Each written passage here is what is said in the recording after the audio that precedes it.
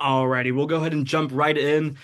Good evening, whatever time it is for you. My name is Jason Onesto. I am the Assistant Director of New Student Programs here at the University of Richmond.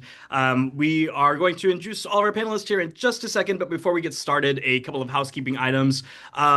You should be able, if you have any questions throughout the webinar, we will have a portion at the end to where you can ask us anything that comes to mind. Make a note of those, hang on till the end, we'll make sure that we get those answered for you. If for some reason you have some trouble accessing the webinar later on, if the connection is an issue, do not worry if you have to run. We will send a link out to all of you just so that you have the information. You can review this video at any time between now and Saturday. But without further ado, can we get started with Dean Giannoni? Would you mind introducing yourself, please? Hello, everybody. I am Mia Reynoso Giannoni. I am the Dean of West Hampton College, and my pronouns are she, her, hers. And I'll ask my colleague, Dean Bowman. Hi, everybody. I'm Joe Bowman. I'm the Dean of Richmond College. I use he, him pronouns. Hi, everyone. I'm Andrea Vest. I work in academic advising and I use she, her pronouns. Hey everyone, my name is Jack Agan. I'm a junior from Philadelphia, majoring in business with a concentration in marketing and minoring in music. And I use he, him pronouns. Amazing. Thanks, y'all. Just so you all know, we're going to, like I mentioned at the very beginning, we're just kind of here to help provide you some information prior to your arrival here to campus. We'll have our dean speak, and followed by Andrea to give us some information about academic advising. And then I'll do a brief overview of the orientation schedule that we can expect to experience on Saturday. But I'll go ahead and pass the torch off to Deans Giannoni and Bowman. Okay, so welcome. First of all, we're really excited to see you virtually and see you on campus in just a few days.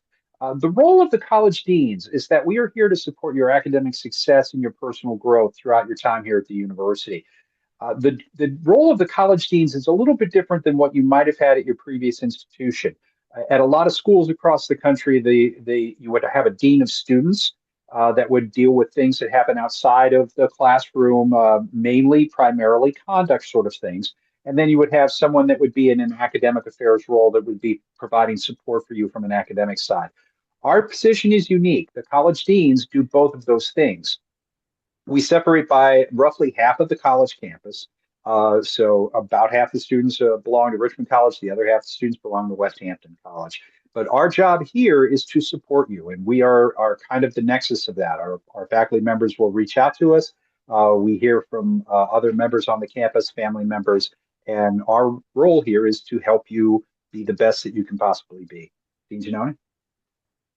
So as Dean Bowman said, I think this is really one of the big strengths of the University of Richmond because, as we always say, it's never the case, for instance, that you're struggling in your German class, but it's not making you feel some way unpleasant outside of class, or that you have a personal problem or you're sick and it's not affecting you in the classroom, right? So that's why having one group of deans, we both have offices full of wonderful people just like us, who are there to support you. So for instance, right now, it's the right before the semester starts, we spent the past few days looking over all of our students' academic transcripts to see who might be struggling, who might need a little TLC, who might like to learn about some tutoring opportunities or how to better use the writing center or whatever that is. So that's how the academic and the personal intertwine. We're also very much in charge of helping build communities, and that's both through some of the things that we advise and through some of the programming and traditions that we have.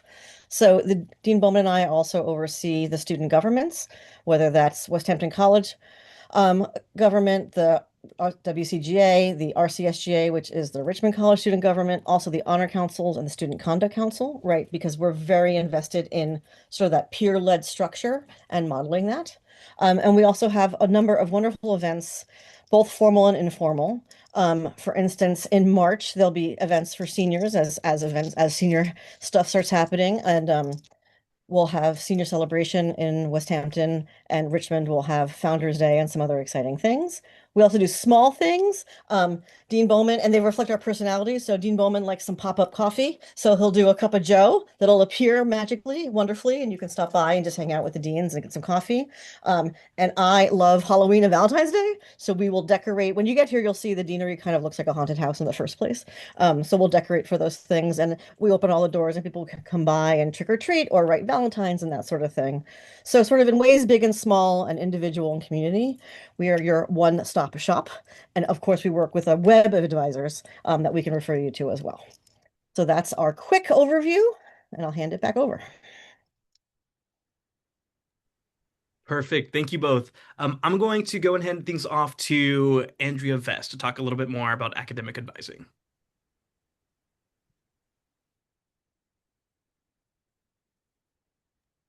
Thanks, Jason. Give me just a minute.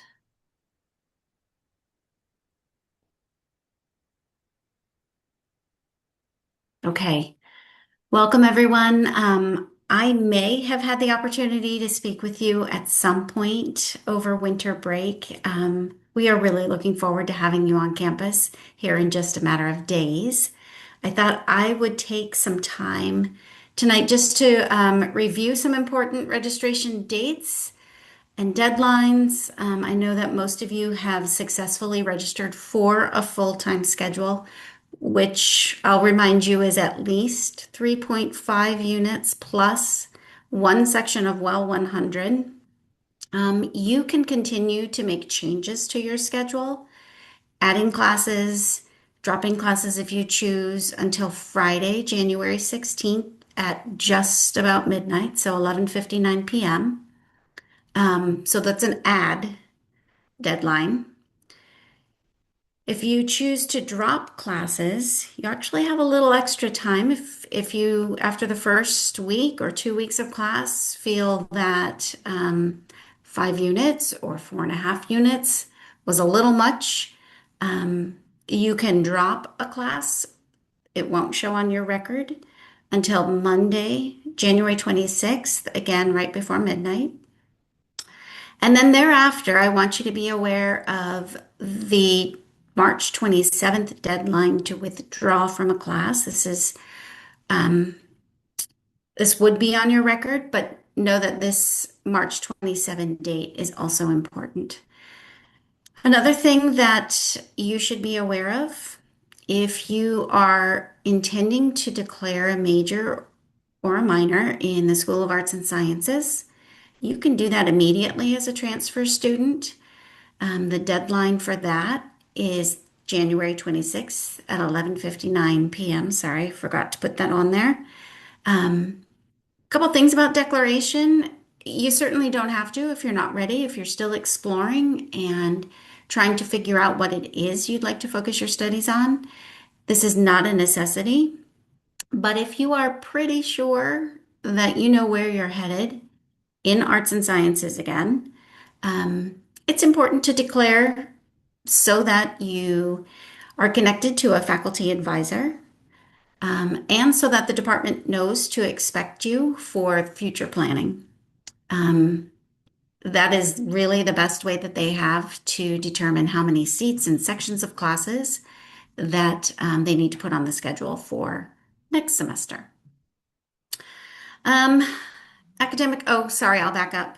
If you're interested in declaring a business degree through the Robbins School of Business, you have a few required classes and a GPA to meet and some units to meet. So you likely won't be declaring a business degree until after this semester, or maybe even the semester following.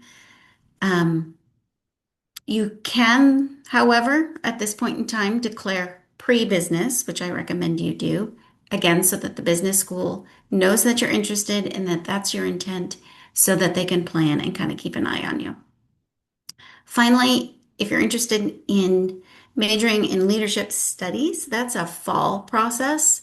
So it would be important this semester to register for either Leadership 101 or Leadership 102, as one of those, at least at this point, is required to apply to the Jefferson School of Leadership Studies.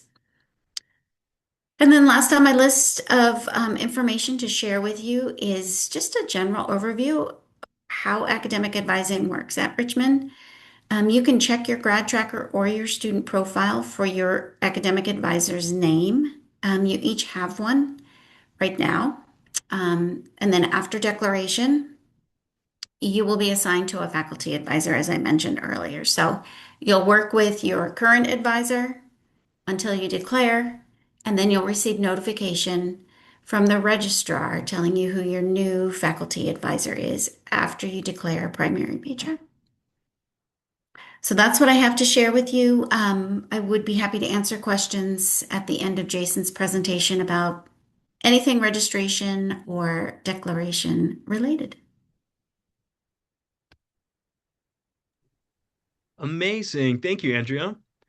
I am going to share my screen with you all very quickly so we can go through an overview of our orientation schedule for Saturday. So, if you look right here at my screen, you will see that our orientation programming will start at 9:30, where you will meet your orientation advisors for brunch prior to walking to the building where we will have our formal programming sessions. After you go to have brunch and our orientation advisors take you on a brief tour around campus, you will arrive at the International Commons and the Carol Weinstein International Center, where you'll hear a welcome from our Senior Director of Campus Life. Um, you will hear from respective deans from both Richmond and West Hampton colleges, and our friends from Residence Life and Housing will come with some helpful information that you may need as you kind of transition to the university, specifically for those who are living on campus, but also in ways that they can support our commuter population as well. We'll have a bit of a break in our programming to have some heavy snacks that we have being delivered to us before we go into our Safe Spider session. What our Safe Spider session looks like, it is a combination of our UR police department, our anti-hazing coalition, and our alcohol and other drugs representatives who are going to come and kind of deliver some of this important information regarding your safety and the safety of those who are also in our spider community. Following our Safe Spider sessions, we will have our orientation advisors, Jack and Marianne, who could not be with us this evening, present more about what student involvement looks like here at the university and kind of go through some ways that you can become involved here in the first few weeks here on campus and then in the rest of your time at the University of Richmond. After our student involvement overview, we'll have a break in programming. You'll be able to go to dinner, finish unpacking some of your things, just take a break, take a nap if you would like to, before we kick things off or close things out more so with our women's basketball game. The University of Richmond will be facing Davidson College, and we have a terrace reserved for all of you, just kind of to celebrate the end of your orientation experience and also to get some social activity in there prior to the first day of classes on Monday. I'll leave this up for just a moment so you can screenshot if you would like to, or if you can take some notes from the information. But if need be, this is also sent to you via a link and an email that you've received, a couple of emails that you've received, and we will also be sending it once more prior to our programming on Saturday. I'm going to leave that up for just a second longer. All right. Okay. Well, that was the orientation schedule. I'm actually going to ask Jack to kind of answer a couple of questions, if that's all right. Jack, do you have any advice for students joining us that semester, whether that be things to help them be prepared or what's been helpful for you to know as a student? Just anything you would like to share with the students. Yeah, I'd say my biggest piece of advice is to prioritize meeting new people. I think the best way to do that is by getting involved with our clubs that the Center for Student Involvement oversees, CSI. For me, that was joining an a cappella group my first year, and I met some of my best friends there that are still my friends now, and I know will be my friends long after my time at Richmond's. I've also found community through work. I'm an intern and a tour guide for the Office of Admission, and we've got a great team there and people that I enjoy working with on the job, and then also outside of it as well. And I think your classes are also a great place to meet people as well. I mean, a lot of our classes are interactive with group projects, and you're going to surround yourself with new people, and you can build those relationships that can continue outside of the class. So just put yourself out there. Richmond's a lot easier to get through once you have that community of people around you, and it can be a lot of fun. Perfect. Thanks, Jack.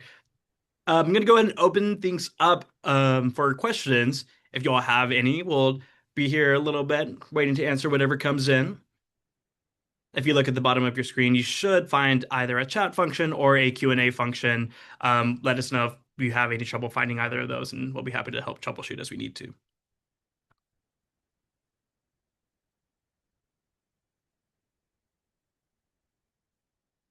One thing we can add, having had the deans talk and then Andrea talk, is that things are intertwined with academic advising, so and the advice that she's giving, right? So for instance, if you want to withdraw from a class, you would talk to your professor, you would talk to your advisor, and then you would come talk to us, right? And so you're going to have multiple mentors looking out for you, making sure that you're making the decision that's right for you, or at least that you've been educated as to all the options and have made a mindful choice, right? And so that's some of the ways that we work together and some of the ways that we'll be handling the academic, but also just what's right for you as a human.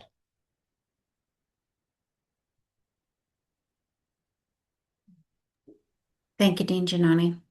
I Okay. always tell my students, when in doubt, ask a dean. We don't know the answer, we know where to get the answer. So always a great first choice. Yes, first stop for sure.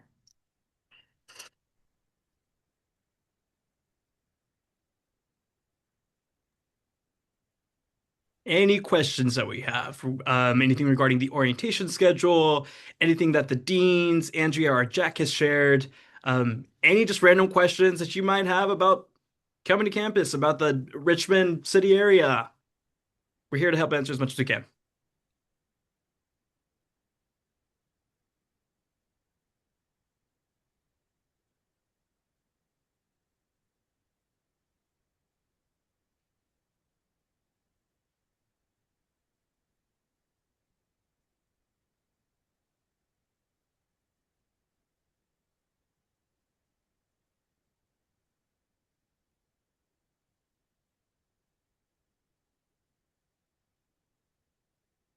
All right. Well, while we're waiting for some questions to come in, I'm going to go ahead and share my screen one final time. Just some reminders before we kind of close out for the evening.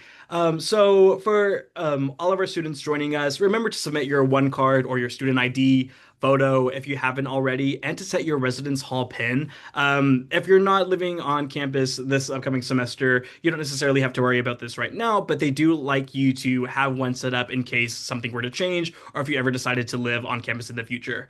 Both of these can be accomplished at a onecardweb.richmond.edu. If you have any trouble accessing that at all, you also have our emails there at the bottom, but feel free to reach out to our one card office or to me or to anyone on this call, and we will be more than happy to get you connected with the information that you need. As a reminder, your orientation advisors will meet you at 9:30 on Saturday morning in the dining hall lobby. If you have trouble locating that, or if you just want some more information prior to that time, feel free to reach out to either of them. They will be reaching out to you if they haven't done so already before y'all meet on Saturday. And you'll be all set to go.